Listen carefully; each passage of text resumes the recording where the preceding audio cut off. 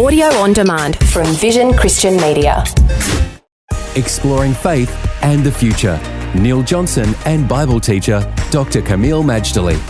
We've been looking at the issue of abortion and what abortion is like in the world today, and particularly the Western world, and a focus on Australia.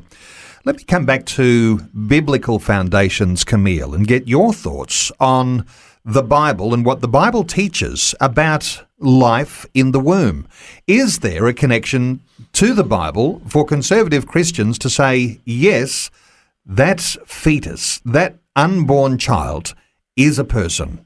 Good question, Neil, because it's the supposed ambiguity of the personhood of the fetus, or as one Christian, or claimed to be Christian, U.S. politician who's pro-choice said, we don't know when the human spirit enters the body. As long as they can keep it ambiguous, then abortion is not so objectionable or noxious.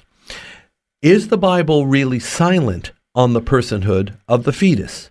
All right, I don't think I'm unique here, but as a born-again Christian, as an ordained minister that has a high view of Scripture, obviously I'm going to take a pro-life position because, frankly, I have no other choice. My understanding of Scripture compels me to go this way. Now, I'm not attacking people who are pro-choice. I'm simply explaining my own position. For example, Jeremiah 1, verse 5, God spoke to the prophet and said, "Before I formed you in the womb, I knew you." Now, that's a staggering statement. God knew him before even his conception. What I'm going to argue is that God didn't even just know us before conception. There's even a possibility God knew us from before the foundations of the world. That is a staggering thing, Neil. Let me give you a second thing to contemplate. Psalm 139, 13 to 16. Psalm 139, there's some incredible statements in this passage that say that the detailed mapping of our very being, it says, all my members were written in your book before they even came into being.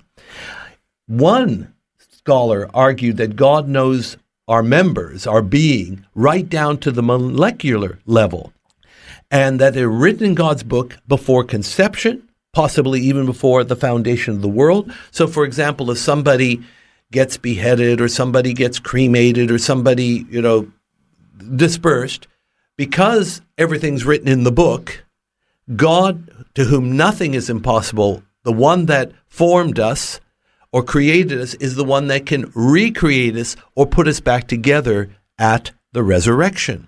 Kameel, scientifically, there's no argument that life begins at conception. But this issue of personhoods, you might argue that Christians who hold a high view of the Scriptures, a conservative position when it comes to who God is, that there's more weight to understanding that personhood when we do hold close to the Scriptures. Absolutely. Remember that God is the source of all life. God is the giver of life.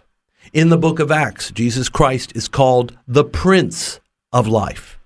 And when we talk about life, we don't just mean breathing in and breathing out with a beating heart. We're talking about living life to the full, the way God has always intended. When you study the Scripture in this way, you can come up with no other conclusion. Faith and the Future with Neil Johnson and Dr. Kameel Majdali from Teach All Nations. For more from Dr. Majdali, including books and DVDs on prophecy, Bible commentaries, plus today's and other episodes of Faith and the Future, go to vision.org.au. Thanks for taking time to listen to this audio on demand from Vision Christian Media. To find out more about us, go to vision.org.au.